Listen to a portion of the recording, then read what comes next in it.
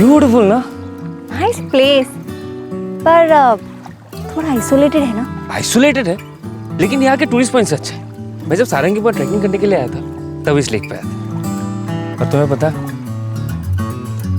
तब से मेरा ये सपना था कि तुम्हें यहाँ जरूर लेके।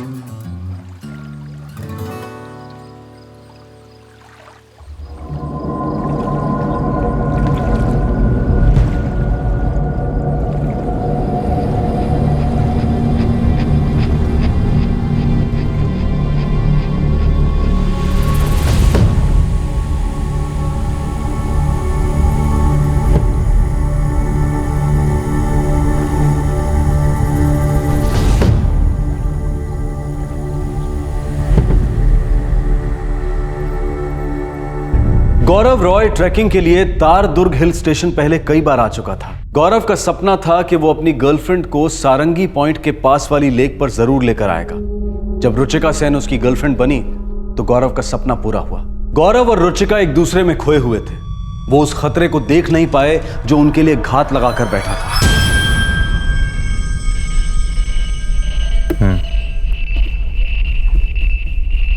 ठीक।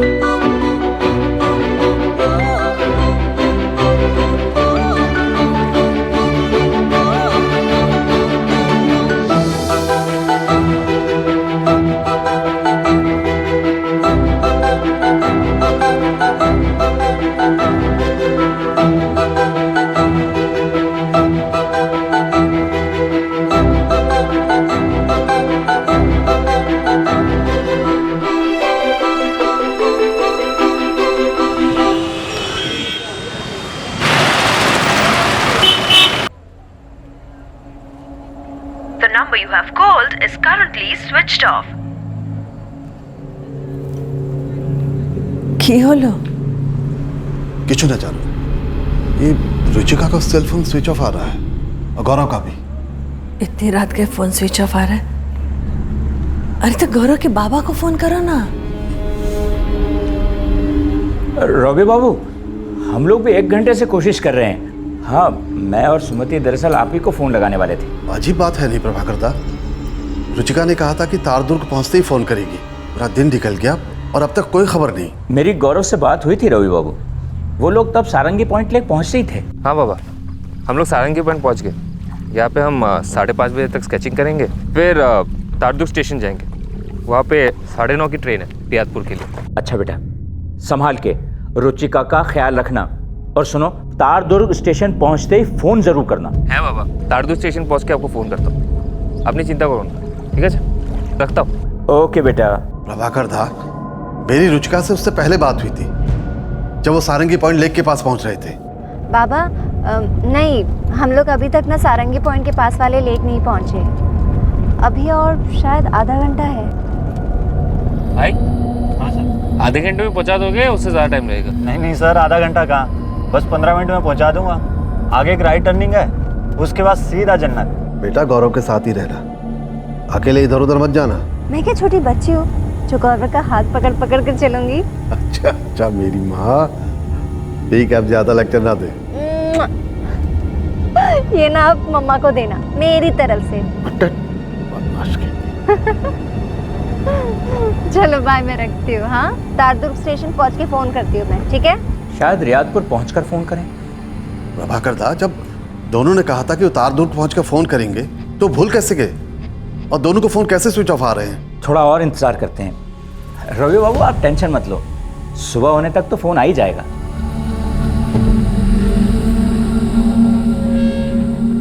सुबह तक वेट करने को कह रहे हैं।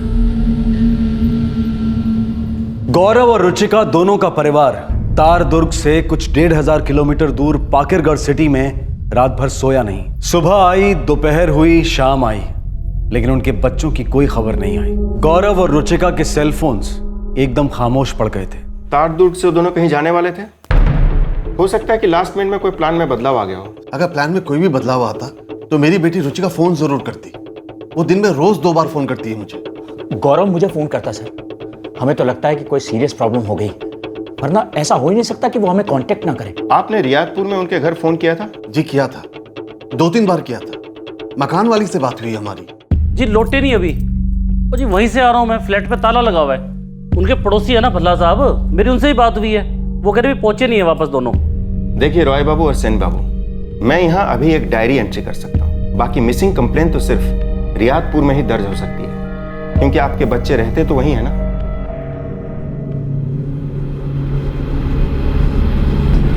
The number you have called is currently switched off. अभी भी स्विच ऑफ आ रहा है।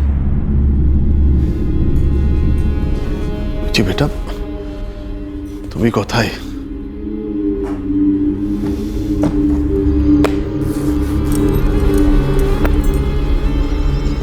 सुनो जी, ऐसा कभी नहीं हुआ कि गौरव हम लोगों को फोन ना करे। खूब भय लागছে, कहीं लोगों को कुछ हो तो नहीं गया। सुमति ऐसा नहीं बोलते। वो बच्चे हैं हमारे, उन्हें कुछ नहीं होगा। चुप हो जाओ।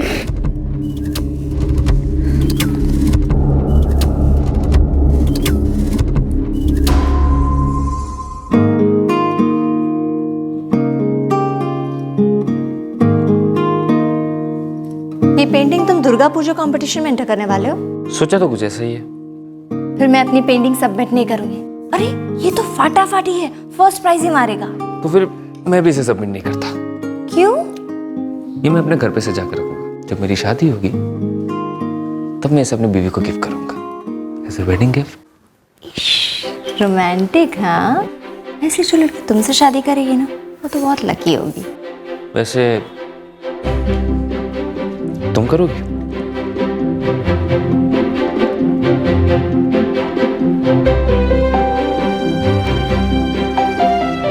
क्या हुआ? मुझसे शादी करोगी मिस रुचिका से? मैं तुमसे 2 साल बड़ी, समझे? ठीक है, 2 साल बाद मैं जब बड़ा हो जाऊंगा फिर शादी कर लेते हैं। अब तो ये पेंटिंग हमारी शादी का इंतजार करेगी।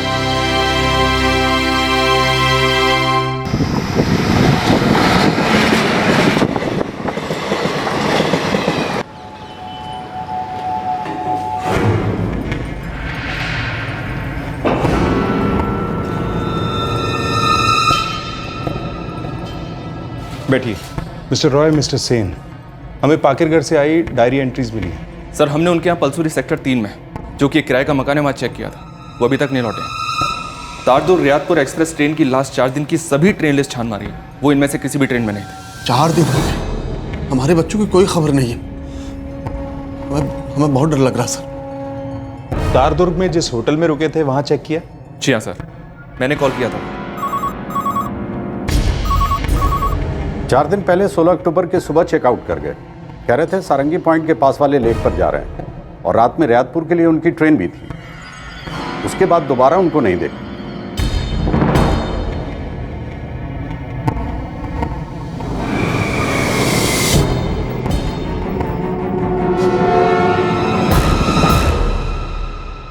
सर उन लोगों ने सारंगी पॉइंट लेक जाने के लिए होटल के थ्रू एक एजेंसी से टूरिस्ट टैक्सी हायर की थी। जी सर, हमारे रेगुलर टूर्स एंड ट्रेवल्स का नंबर मांग रहे थे, मैंने दे दिया। हो सकता है उनसे ही टैक्सी मंगाई हो। मैं एजेंसी के मैनेजर को बोलता हूं कि वो आपसे फोन पर बात कर ले। उस ट्रैवल एजेंसी के मैनेजर से मैंने बात किया सर। वो ड्राइवर की डिटेल्स के साथ कल तक गेट बैक करेगा। मिस्टर रॉय, मिस्टर सिंह, आप हमें 1 दिन की मोहलत दीजिए। हम गौरव और रुचिका के फ़ोन रिकॉर्ड्स को मंगवाकर उनकी वो आखिरी लोकेशन ट्रैक डाउन करेंगे, जिसके बाद से वो लगातार स्विच्ड ऑफ मोड में रहे।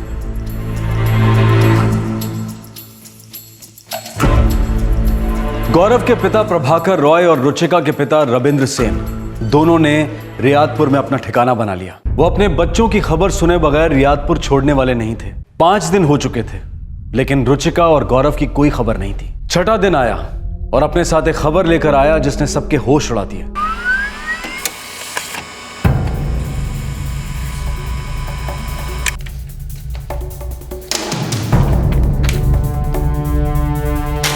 सर, ये गौरव और रुचिका के फोन रिकॉर्ड्स हैं। आखिरी लोकेशन तारदुर्ग ही था।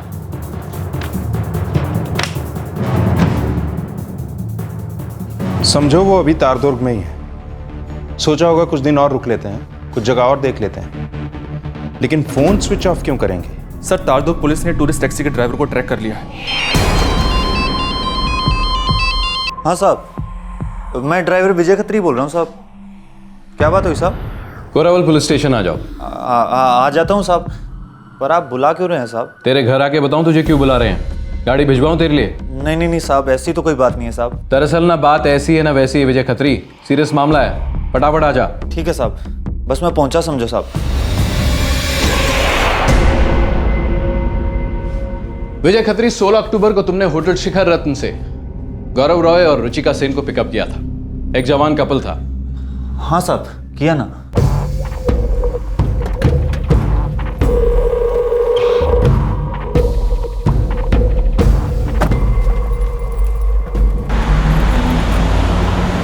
वो दोनों उसी दिन रात को रियादपुर लौटने वाले थे जहां वो रहते हैं। आज 21 अक्टूबर है और उन दोनों की कोई खबर नहीं है।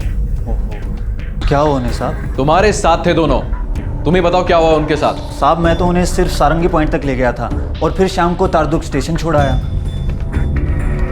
अरे भाई जल्दी करो यार, लेट हो रहा है, 9:30 की ट्रेन है। वो तारदुर्ग रियादपुर एक्सप्रेस सर? हाँ। ओके सर, बैठिए।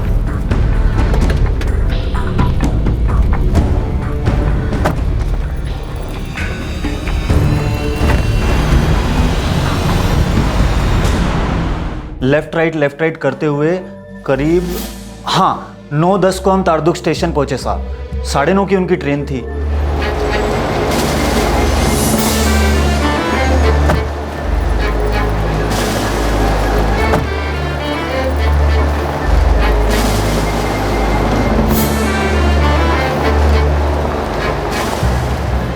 उसके बाद साहब उन्होंने ट्रेन ली कि नहीं ली या कहीं और चले गए, कैसे गए, क्यों गए, मुझे कैसे पता साहब? उन दोनों को उसी रात रियादपुर पहुंचना था, पर ऐसा हुआ नहीं। क्यों? एक तो सच में मुझे ये समझ नहीं आ रहा कि आप मुझसे ये सब कुछ क्यों पूछ रहे हैं। देखो साहब, मैं टैक्सी चलाता हूँ, रोज़ या नए टूरिस्ट आते हैं, हम उन्हें जो डील होती है उस हिसाब से घुमाते हैं, फलानी जगह से फलानी जगह ले जाते हैं, बस। इसके अलावा हमारा उन लोगों से कोई लेना देना नहीं होता साहब।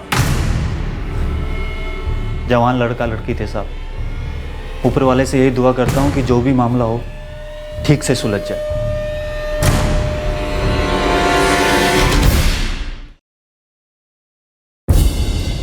हाँ, हम लोग पुलिस स्टेशन में ही हैं। 6 दिन हो गए, गौरव और रुचिका के बारे में कुछ भी नहीं सुना।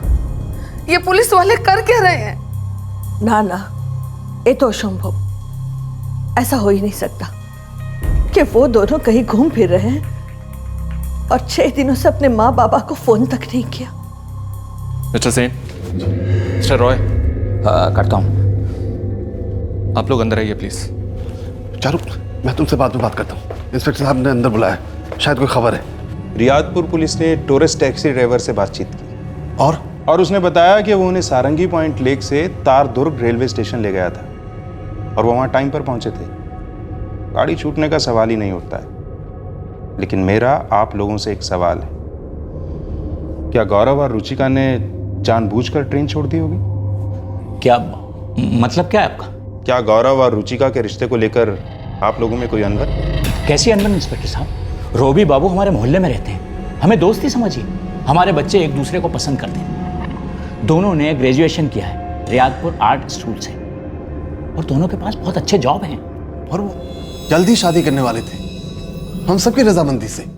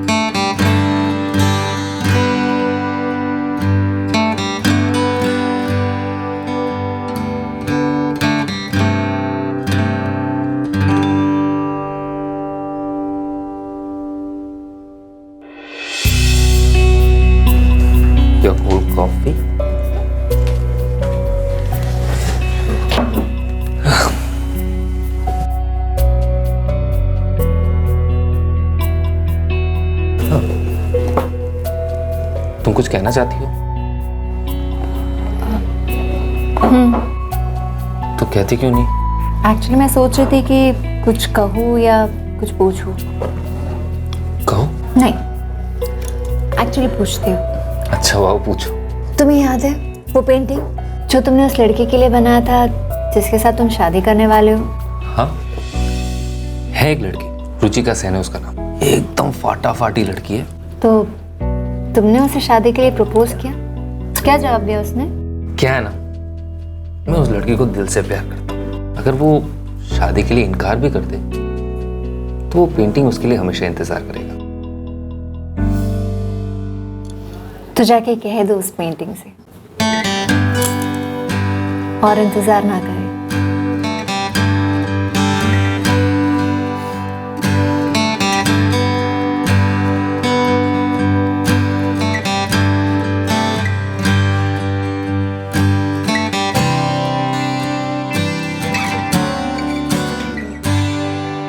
वे दोनों बचपन के दोस्त हैं जिन्हें प्यार हो गया। उन दोनों के बीच अनबन का तो कोई सवाल ही नहीं सर। देखिए, अब हम लोगों के पास दो ही ऑप्शन है। एक तो हम उनके मोबाइल फोन्स के स्विच ऑन होने का इंतजार करें। 6 दिन हो गए सर, और कितना इंतजार करेंगे? करेक्ट। और दूसरा ऑप्शन है कि हम उनके मोबाइल फोन्स के IMEI नंबर को ट्रैक करें और पता लगाने की कोशिश करें कि उनके मोबाइल फोन्स इस वक्त कहाँ हैं। लेकिन ये तभी कुछ रिजल्ट दिखाएगा जब कोई उन मोबाइल फोन्स में से आपके बच्चों के सिम कार्ड निकाले और दूसरा लाइव सिम कार्ड उसमें डालने की कोशिश करे। ये चांस वाली बात है।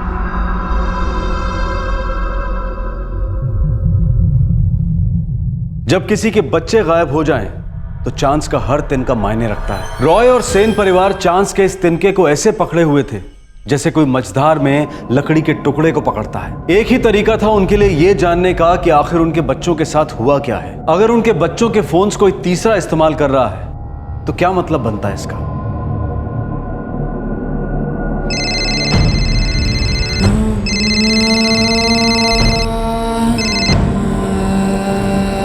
हेलो, हाँ मैं तैयार हूँ। 10 मिनट में क्लॉक टावर पर पहुँच जाऊँगी। हाँ ठीक, बाय।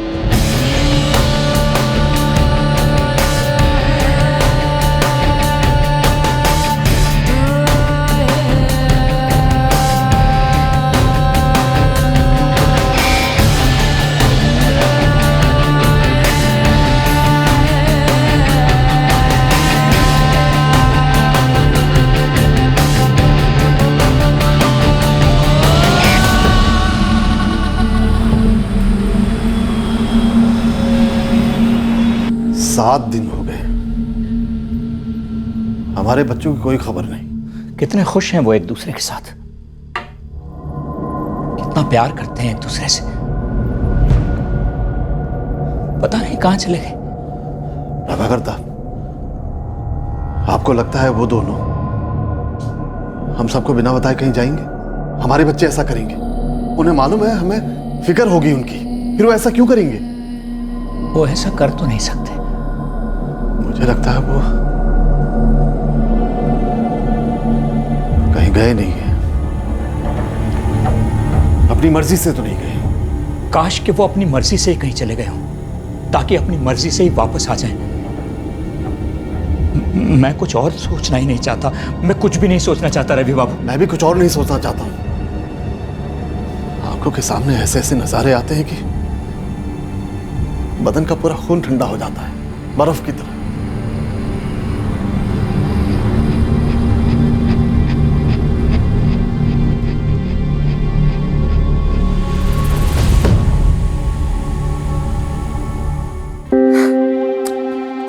ये की माँ अभी से अब रोना चालू कर दिया। मुझे बहुत चिंता हो रही है। तुम वहाँ इतने दूर रियादपुर में क्या करोगे, कैसे करोगे? माँ, वहाँ रुचिका रहती है ना, वो भी मेरी तरह फाइनेंस ग्रेजुएट है और उसे वहाँ नौकरी मिल गई, मुझे भी मिल जाएगी। हम सोच रहे हैं शादी के बाद वही सेटल हो जाए और उसके बाद अगर यहाँ पार्क क्लियर में हमें अच्छा जॉब मिला तो यहाँ वापस लौट आएंगे। मैं माँ दुर्गा से प्रार्थना करूंगी कि तुम दोनों को नौकरी यही मिल जाए, हम लोग आसपास ही रहें। मेरी माँ, आजकल मोबाइल और इंटरनेट का जमाना है, हम लोग 24 घंटे कनेक्टेड रह सकते हैं। और आजकल जहाँ नौकरी वहाँ घर, करियर ऐसी बनती है ना माँ। बेटा, मैं तो यही चाहती हूँ ना कि तू जहाँ रहे खुश रहे, अच्छे से रहे, तुम दोनों को किसी की नजर ना लगे।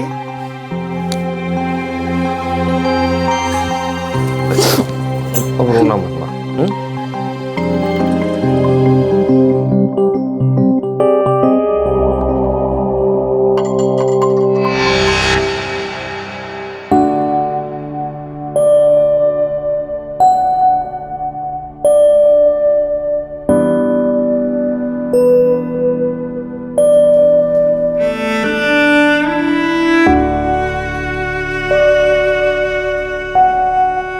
दिखाओ। अभी नहीं, बाद में। दिखाओ ना, दिखाओ ना। नाइस। अब ये अभी देखने की क्या जरूरत है? क्यों? ये तो देखे हो ना तुम। नहीं, मैंने नहीं देखा है, ये तुम्हारा न्यू बुक है। चोरी पकड़ी जाएगी हंसते। हाँ?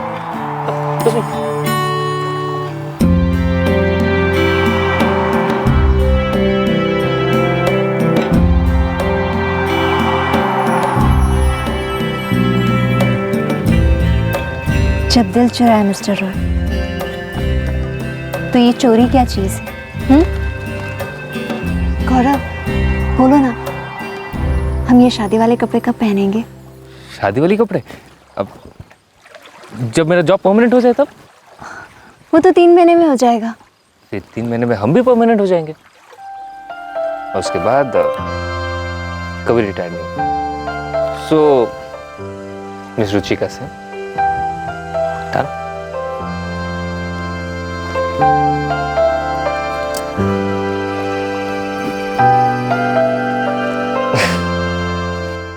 ओके ओके ओके, नंबर बताओ। 444567847। ओके,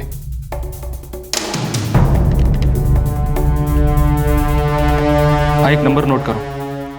444567847। पता करो कि इस नंबर के सिम कार्ड को कौन इस्तेमाल कर रहा है। जल्दी पता करो। ये सिम कार्ड उस मोबाइल फोन में है जो रुचिका सेन का था।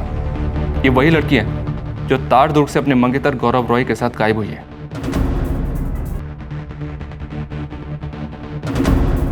8 दिन हो गए थे, गौरव और रुचिका की कोई खबर नहीं थी। अब ऐसा लग रहा था कि उनकी तरफ से खबर आने के आसार कम थे और उनके बारे में खबर आने के आसार ज्यादा थे। लेकिन फिर भी दोनों के माता पिता रियादपुर में डटे रहे कि शायद रुचिका और गौरव की तरफ से कोई खबर आ जाए। पुलिस को हालांकि हल्की सी भनक थी कि कोई बुरी खबर आने की संभावना है, लेकिन रुचिका और गौरव के पिता इस ख्याल को ही नकार रहे थे। विवेक पर ममता हावी हो रही थी।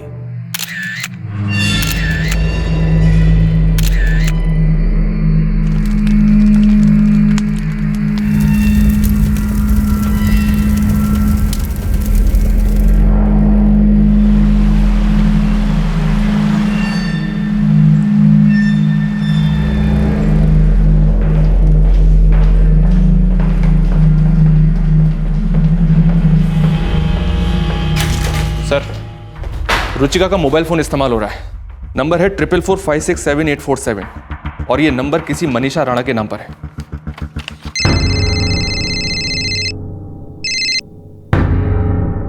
ये तारदुर्ग का लोकल नंबर है और 7 दिन पहले रुचिका के मोबाइल में इंसर्ट किया गया है। और गौरव और रुचिका को गायब हुए 8 दिन हुए। शायद हमें मिस्टर रॉय और मिस्टर सेन को बुरी खबर देनी पड़ी संग्राम। उन्हें भी साथ चलने को कहो। Yes sir.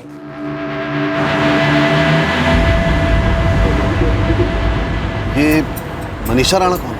हमें अभी तक पता नहीं है मिस्टर सिंह। अजीब बात है, हमारी बेटी रुचिका का फोन कोई और इस्तेमाल कर रहा है। वही तो।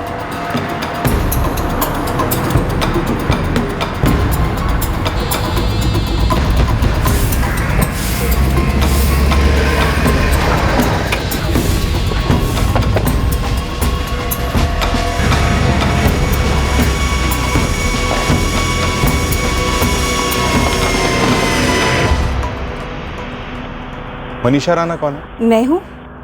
आप लोग कौन हैं? ये फोन नंबर 444567847। ये आपका है? जी हाँ, मेरा है। अपना फ़ोन ले आइए। क्यों? लेकिन आप लोग हैं कौन? हम पुलिस वाले हैं और ये सब लोग रियादपुर से आए हैं। पुलिस वाले?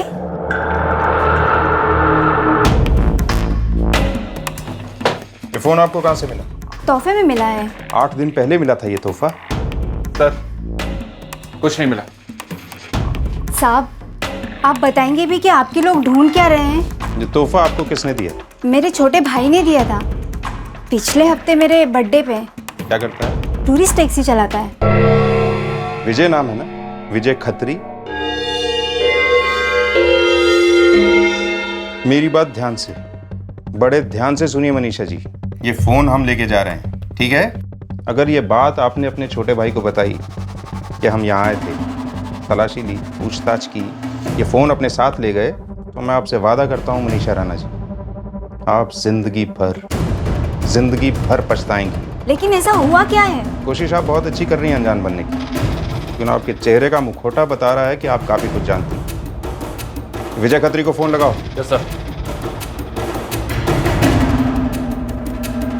साहब, मुझे सच में नहीं पता कि विजय ने क्या किया है। वो हमें भी नहीं पता है, लेकिन हम दोनों को पता है कि ये फोन किसी और का है, जो विजय ने आपको दिया है। और ये मामला सिर्फ चोरी का नहीं है, जो भी है विजय हमें बताएगा, लेकिन तब तक आप किसी को कुछ नहीं बताएंगी।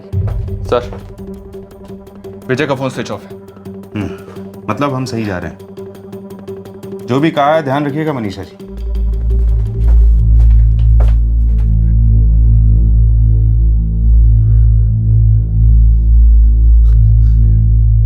ये फोन मेरी बेटी का है।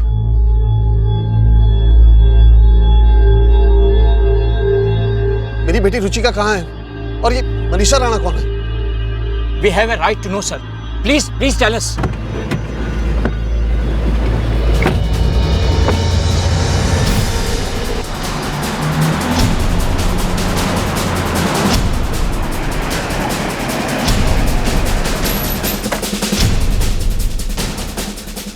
सर देखिए, हम भी आपके साथ चलेंगे। आप लोग हमें कुछ बताते ही नहीं। आप लोग प्लीज यहीं पे वेट कीजिए, हम आपको बताते हैं।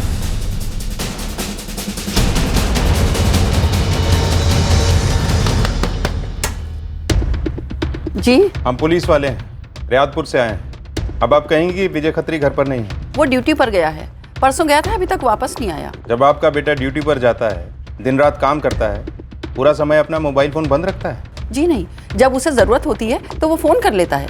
इस वक्त बेहद जरूरी है। अब फोन उठाएगा? तलाशी लो।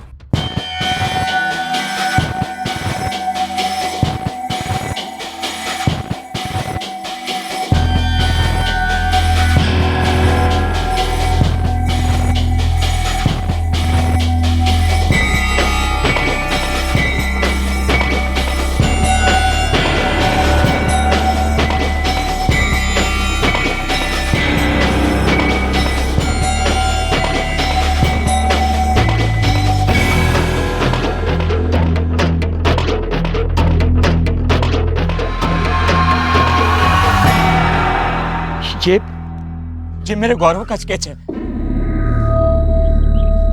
और ये मेरी बेटी रुचिका, ये उसका बैग है। ये मेरे बेटे गौरव का बैग है और उसी का लैपटॉप है। ग्रेजुएशन के बाद मैंने उसे गिफ्ट किया था 6 महीने पहले। सर अब तो बताइए ना, हमारे बच्चे कहाँ हैं? सर कुछ तो बोलिए। कुछ हो गया है उन्हें? हाँ, आप बोलते क्यों नहीं? देखिए, आपको मेरी कसम, सच बताइए। मुझे भी आना है वहां। हाँ, मुझे आना है वहां। ऐसे कैसे उनकी चीजें किसी और के घर में मिल सकती है? आप मुझसे कुछ छुपा रहे हैं ना? हाँ, आपकी आवाज क्यों कांप रही है? बोलिए ना, क्या हुआ हमारे बच्चों को?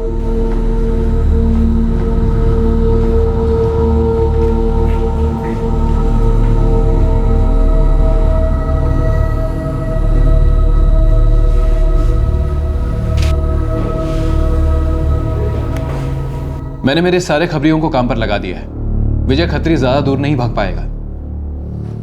वो आपके हाथों में था, यहाँ इसी थाने में। हाँ, तब हमने सोचा नहीं था कि वो इन सब के पीछे होगा।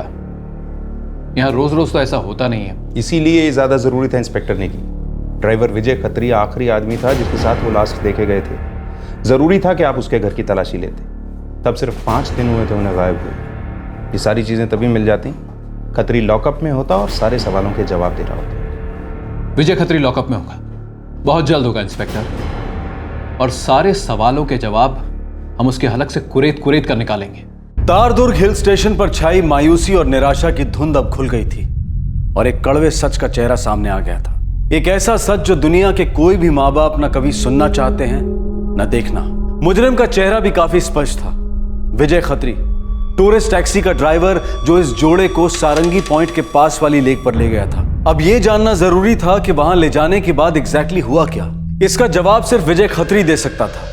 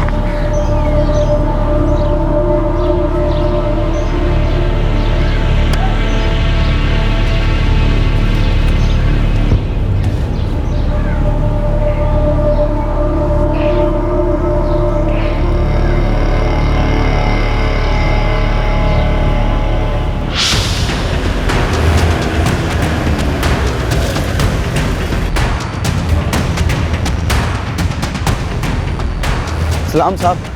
अच्छे झुक।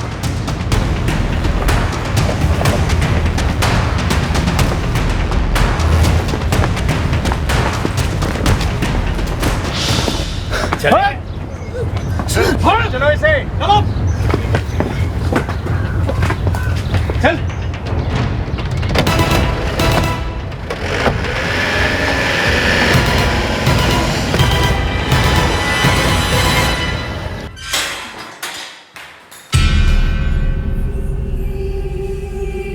पहले बुलाया था तो सच बोल सकता था, अब घसीट कर लेकर आया हूं तो सच अंदर से निकलेगा। सिर्फ मेरे हाथ में होता तो तुझसे तारदुर्ग स्टाइल में बात होती। अब देख ये रियादपुर वाले तेरा क्या हाल करते हैं। इंस्पेक्टर, ये अब आपका, जो मर्जी है कीजिए, जैसे मर्जी है कीजिए। अगर इसके हाथ पांव तोड़ने या कमर तोड़नी है तो हमारे पास एक कांस्टेबल है, बेस्ट। जरूरत पड़ी तो बुलवा लो। Thank you.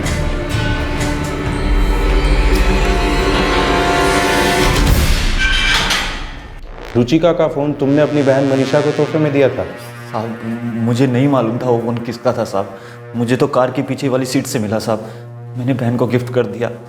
गलती होगी साहब। सिर्फ फोन ही मिला था पीछे वाली सीट पर? हाँ हाँ साहब, मेरी माँ की कसम साहब, सिर्फ फोन था। सच? जी।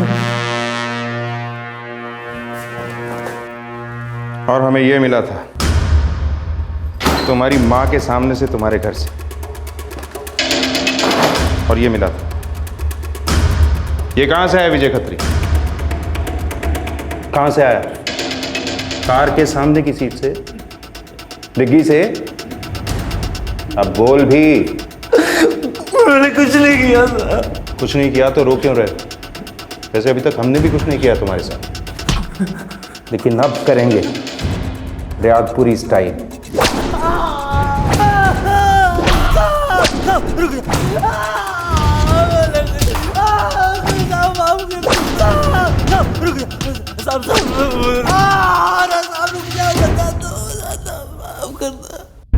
हाँ भैया, कल के लिए एक टैक्सी चाहिए। सारंगी पॉइंट के पास वाले लेक में जाना है। उसके बाद 9 बजे तारदुर्ग स्टेशन, 9:30 की ट्रेन है। मिल जाएगी सर। बोलिए कितने बजे चेकआउट है आपका? 9 बजे नाश्ता करने के बाद। मैं ठीक 8:45 बजे शिखर रत्न होटल टच हो जाऊंगा सर। अब एक काम करना, आपका चेकआउट हो ना तो आप मेरे को बता देना सर, मैं लॉबी में आ जाऊंगा।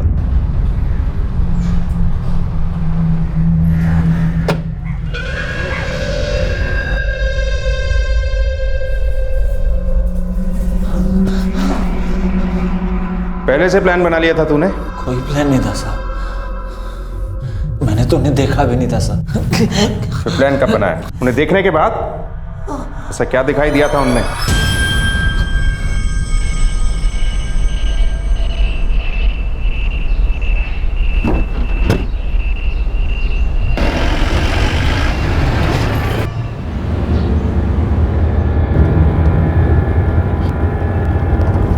गौरव, हमने मेरी और तुम्हारी मॉम के लिए तो गिफ्ट खरीद लिए, पर दोनों के डैड के लिए कुछ भी नहीं खरीदा। सामने एक हैंडीक्राफ्ट का दुकान है, वहाँ चलते हैं, वहाँ से कुछ ले लेंगे। अब थोड़ा महंगा है लेकिन अच्छा क्वालिटी। अब विजय। हाँ सर। वो जो सामने हैंडीक्राफ्ट का दुकान है ना? हाँ सर, समझ गया, रोक दूंगा। काफी भारी खरीदारी की साहब दोनों ने, ऊपर से बगल में लैपटॉप भी था उसके। तो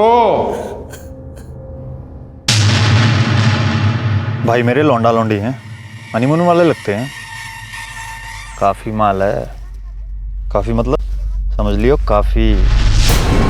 लेकिन विजय, अबे वो लोग टूरिस्ट हैं, कुछ ऊंच नीच हुआ ना तो बहुत बवाल होगा। अरे यार कौला लौंडा है, लल्लू सा तो है, कुछ नहीं करेगा, ऊपर से लौंडिया भी साथ में है। 5 मिनट में काम हो जाएगा। लेकिन 5 मिनट के बाद क्या? अबे वो तो तुझे जानते हैं ना, तो कौन है, कहाँ से। सीधा जाएंगे पुलिस स्टेशन और हम लोग के पिछवाड़े गुस्से का डंडा। अगर ऐसा हो कि वो दोनों कभी पुलिस तक पहुंच ना पाए और पुलिस भी दोनों को ना ढूंढ पाए तो? मतलब वही मतलब, बुलाए ना, जल्दी बोलना। लेकिन ये काम सिर्फ हम दोनों नहीं कर पाएंगे, वो जो अपना नंदू है ना, उसे भी अपने साथ लेते हैं। हाँ ठीक है, उस नंदू को भी ले ले साथ। और सुन, तुरंत सारंगी पॉइंट पे मिलियो, वो पीछे टीले के पास। हमारी मतलब ऐश होने वाली रमेश के बच्चे। चल बाय, रखता हूँ।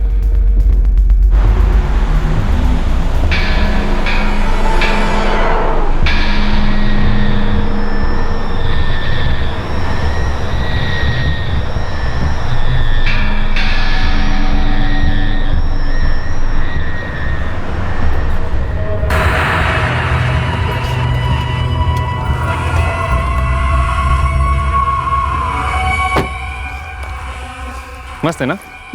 ये लीजिए सर, आ गया आपका पॉइंट। आप लोग एंजॉय कीजिए सर। सर मुझे एक ना छोटा सा काम है 1 घंटे का, मैं निपटा के आ सकता हूँ सर, प्लीज़ सर।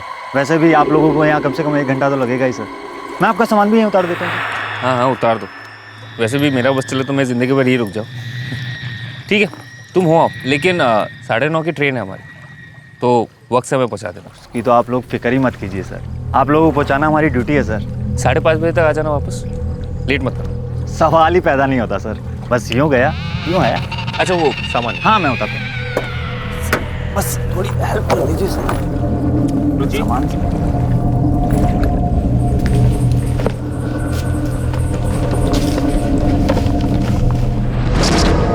ठीक है सर, मैं चलता हूँ।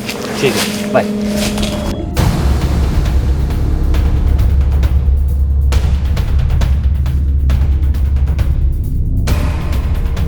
कब आ रहा है? अरे बोला तो आने के लिए भी, पता नहीं कब आए। ना टाइम हो।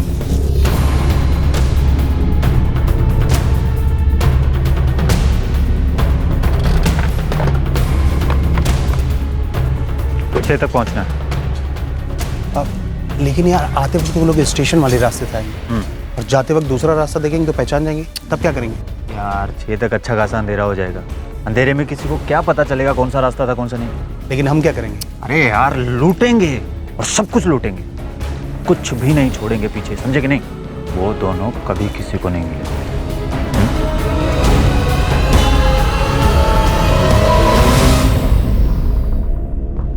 टूरिस्ट टैक्सी ड्राइवर विजय खत्री ने अपने 2 दोस्तों को भी इस प्लान में शामिल कर लिया। विजय खत्री ये समझ रहा था कि गौरव रॉय और रुचिका सेन बहुत अमीर हैं और अपने साथ काफी कैश लेकर तारदुर्ग आए हैं। उसने ये मान लिया था कि उनके पास से उसे काफी पैसा मिल जाएगा। विजय ने इस जोड़े को खत्म करने का प्लान बिल्कुल पहले से ही बना लिया था।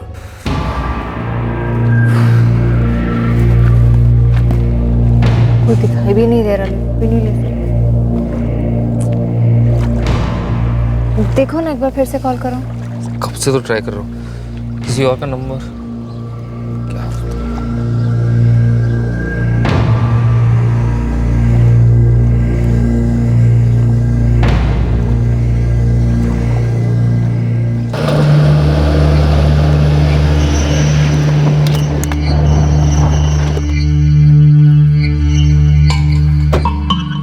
हद करते हो यार, 1 घंटे में आने वाले थे। बहुत बहुत गलती होगी सर, वो गाड़ी खराब हो गई तो बनाने में टाइम लग गया सर, ऊपर से फोन की बैटरी भी डाउन होगी सर, आपको कॉल ही नहीं कर पाया। करो यार, बहुत लेट हो रहा है।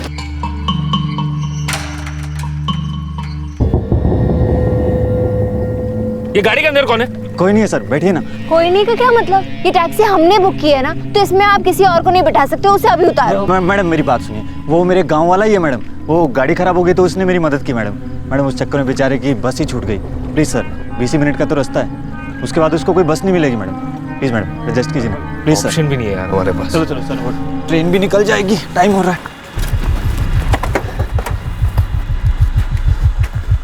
अब जल्दी करो यार। आ गया सर।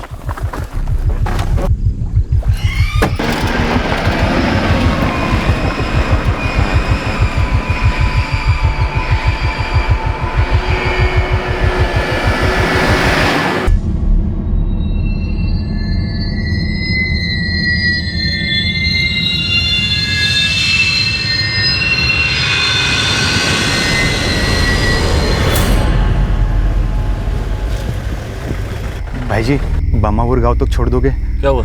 1 घंटे से खड़ा हूँ, अभी तक बस नहीं आई। घर पर बच्चे बीमार है, भाई बहुत मेहरबानी होगी आपकी। साहब कुछ ज्यादा नहीं हो रहा है? अगर हमें सबको बिठा बिठा के लेके जाना होता तो हम लोग टैक्सी क्यों करते? बस में चले जाते ना। सर पुराना मानो एक बात बोलूँ सर, पर कभी इस इलाके की बसों में बैठोगे ना आप, तो आपको समझ आ जाएगा कैसी है यहाँ की बसें। अरे हमें तुम्हारी लेक्चर नहीं सुननी, हमें स्टेशन पहुंचना है, जल्दी चलो यहाँ से। लेक्चर वाली कोई बात नहीं थी मैडम।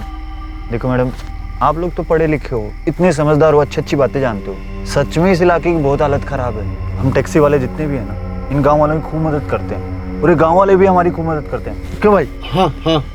सब तरस खा लो ना बेचारे पे, बेटी बीमार है, कहीं कुछ हो गया, और ये बमावर गाँव तो पास में ही है, छोड़ देंगे ना साहब? अच्छा ठीक है, लेकिन इसके बाद गाड़ी कहीं नहीं रुकनी है। हाँ हाँ पक्का। ओए बैठ, चल चल, आराम से बैठियो। हाँ सामान है संभाल के। हाँ सब।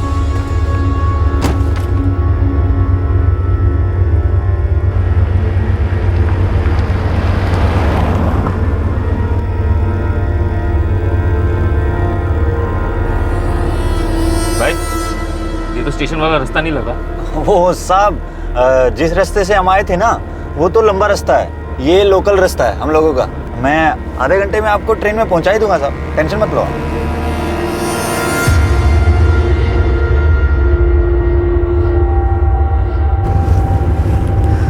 गौरव, ये जो पीछे 2 लोग हैं ना, ये लोग मुझे घूर रहे हैं और पीछे से शराब की बदबू भी आ रही है।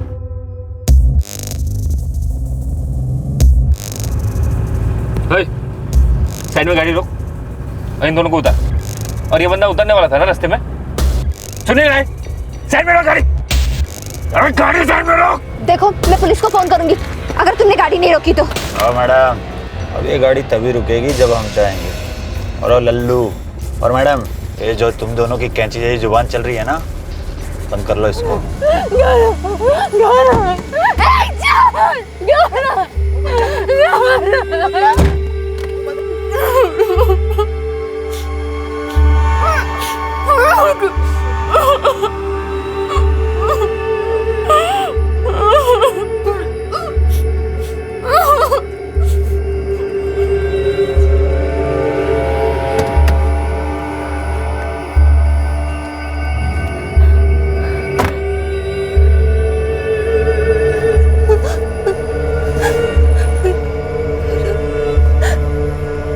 उठो ना। क्यों? तुम लोग नहीं मनाओगे सुहाग रात है? बहुत टाइम हो गया, खत्म करना होगा उसको।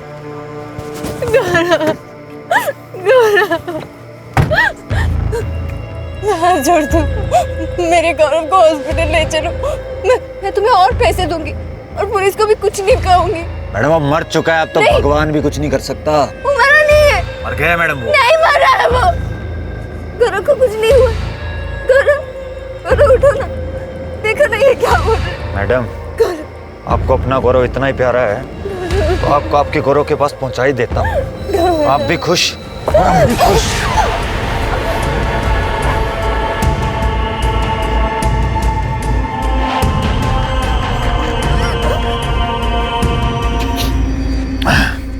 9:30 से पहले पहुंचाना था दोनों को। पहुंचा दिया। और अब इन लाशों का क्या करना? अरे करना क्या है, नदी में फेंक देंगे, सड़ जाएगी गल जाएगी, कोई नहीं पहचान पाएगा। और दूसरी लाश किसी पहाड़ से नीचे फेंक देंगे, जंगली जानवर पार्टी बनाएंगे।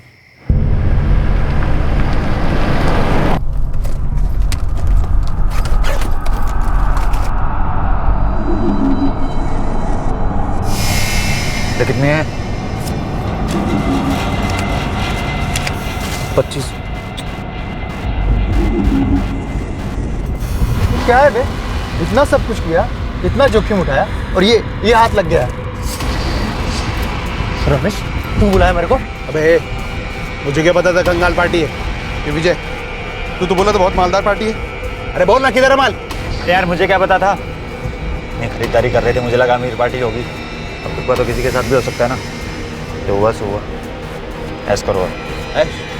अबे इतनी मेहनत इतना जोखम किसे ऐश बोलता है तू? और हम इसके बच्चे, तू तो चुप कर ले। हम तीनों में सबसे ज्यादा ऐश तूने की है, पूरी सुहागरात की वसूली की है तूने। उसकी बात मत करो यार, फिर से तलब लगा है। अबे लौंडी को थोड़ी देर जिंदा रखना था ना। अभी तो रात जवान है, लेकिन क्या करें, सुहाग और सुहागन दोनों मरे पड़े।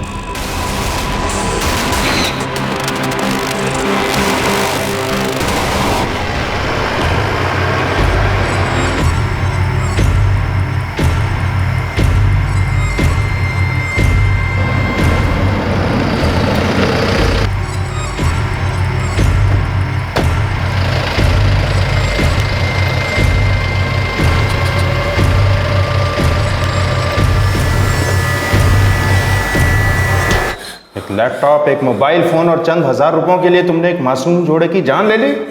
सोच समझकर प्लान बना। बहुत बड़ी गलती हो गई साहब। मालदार होते तो कोई फायदा तो होता साहब। मानता हूं फालतू में मार दिया मैंने दोनों को, पर साहब जो हो गया सो हो गया। सब सच में लगा था कि तगड़ा पैसा होगा दोनों के पास, पर नहीं। क्या करता।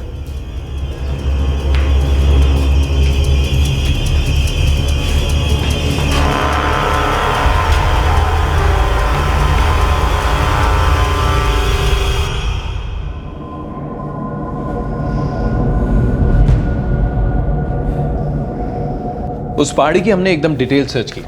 वहां की जो लोकल पुलिस है उन्होंने बताया कि वहां 4 दिन पहले एक लाश मिली तो थी।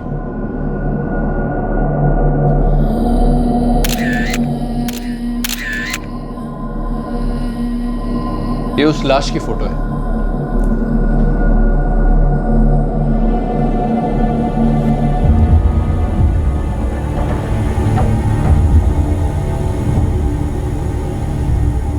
बॉडी 4 दिन पहले मिली थी।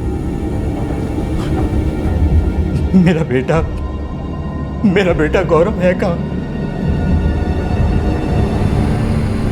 I am sorry mister Roy, local police ने फोटोग्राफ लोकल न्यूज़पेपर में डाली थी। लाश क्लेम करने कोई सामने नहीं आया। हमें भी कोई अंदाजा नहीं था। मेरा बेटा इस वक्त कहाँ है? गौरव की बॉडी अब नहीं है।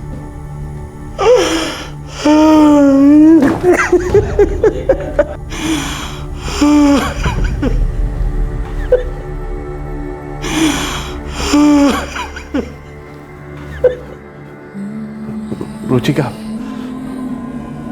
मेरी बेटी रुचिका।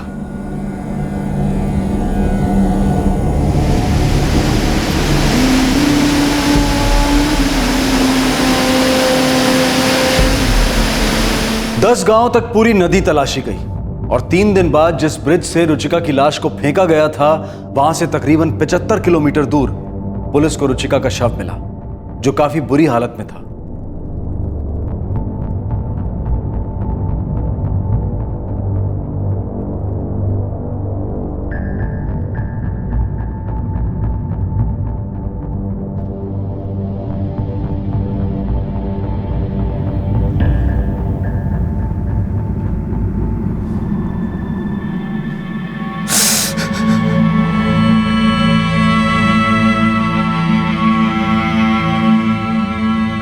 मिस्टर सेन, बॉडी की हालत काफ़ी ख़राब है। इसे यहाँ से 1500 किलोमीटर दूर पाकिरगढ़ भेजना मुश्किल होगा। मेरा सुझाव है कि आप रुचिका की माँ को यहीं बुलाकर यहीं संस्कार कर दें प्लीज़।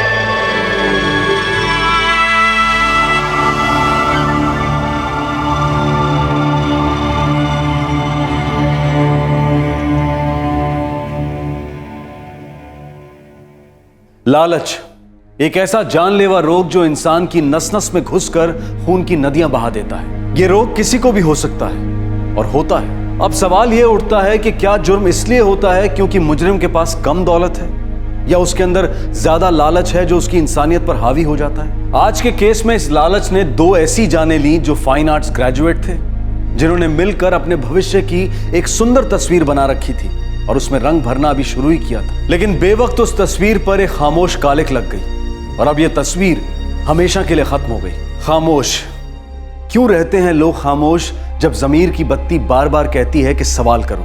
विजय ने अपनी बहन मनीषा को एक कीमती सेलफोन गिफ्ट किया। मनीषा जानती थी कि उसका भाई इतना नहीं कमाता, लेकिन फिर भी उसने खामोशी बनाए रखी, सवाल नहीं किया। जब तक सही और गलत का तर्क शोर नहीं मचाता तब तक जमीर के खंबे मजबूत कैसे होंगे। दूसरी ओर इस केस ने हमारे पुलिस सिस्टम की एक कमजोर कड़ी पर भी रोशनी डाली। जिस पुलिस स्टेशन को गौरव की बॉडी मिली, उस पुलिस स्टेशन ने राज्य के बाकी स्टेशंस में उस बॉडी के फोटोग्राफ्स और डिटेल्स नहीं भेजे।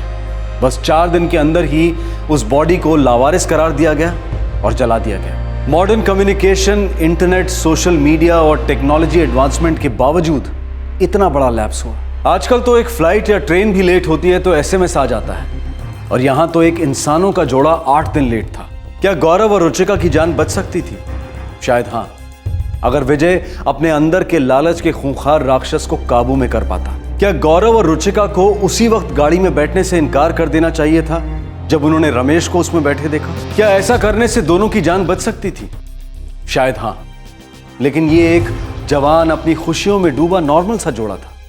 उन्होंने कभी सपने में भी नहीं सोचा था कि उनके साथ ऐसा कुछ होगा जो उन्होंने सिर्फ फिल्मों में देखा था। किसी के लिए भी ये जान पाना बहुत मुश्किल है कि सामने वाले के दिमाग में क्या हैवानियत पल रही है। इसीलिए हम सब के लिए ये बहुत जरूरी हो जाता है कि हम सतर्क रहें। आपसे फिर मुलाकात होगी क्राइम पेट्रोल सतर्क में एक और नए केस के साथ। तब तक अपना ख्याल रखें, सुरक्षित रहें और याद रखें, सही वक्त, सही कदम, सतर्क रहें। जय हिंद। इस तरह के और भी एपिसोड देखने के लिए हमारे चैनल को सब्सक्राइब करें और बेल आइकन दबाना ना भूलें।